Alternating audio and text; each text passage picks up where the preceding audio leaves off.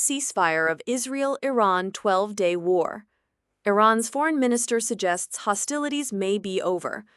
Iranian Foreign Minister Abbas Araghchi expressed gratitude to the nation's military forces, noting that military actions against Israel persisted up until 4 a.m., signaling a possible end to the current conflict.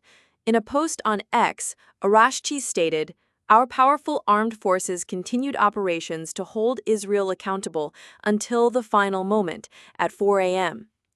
He had earlier indicated that Iran would cease its military retaliation if Israel halted its attacks by that time, which is 4 a.m. in Tehran, half an hour ahead of Israel.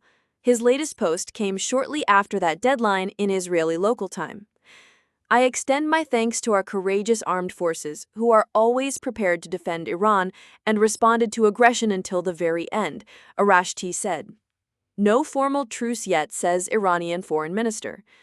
Despite signs of a possible pause in fighting, Araghchi clarified that no formal ceasefire agreement had been reached with Israel. He reiterated Iran's position, stating, "Israel initiated this conflict, not Iran." He added that Iran would not pursue further military action if Israel ended its offensive by 4 a.m. Tehran time. However, he emphasized, at this point there is no official agreement to suspend hostilities.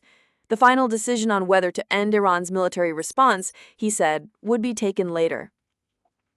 Ceasefire reportedly reached through Qatar-led diplomacy. A diplomat familiar with the matter said Iran agreed to a ceasefire proposal from the U.S. after discussions facilitated by Qatar.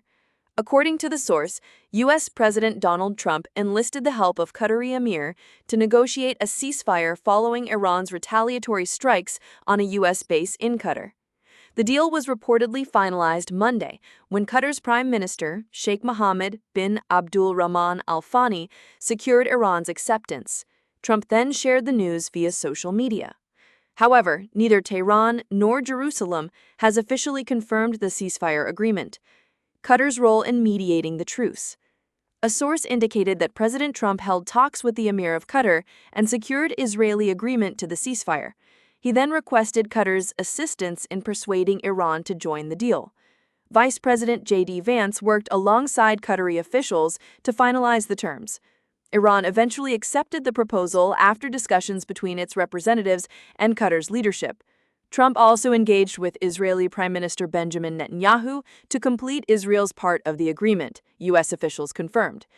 Conditions and outcome of the ceasefire. According to a White House official, Israel agreed to the ceasefire on the condition that Iran halt its attacks.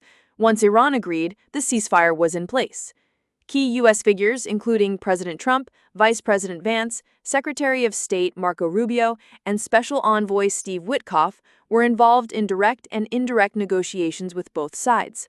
The White House attributed the successful deal to recent U.S. strikes on 3 Iranian nuclear sites, which they said pressured Iran into considering a halt to hostilities.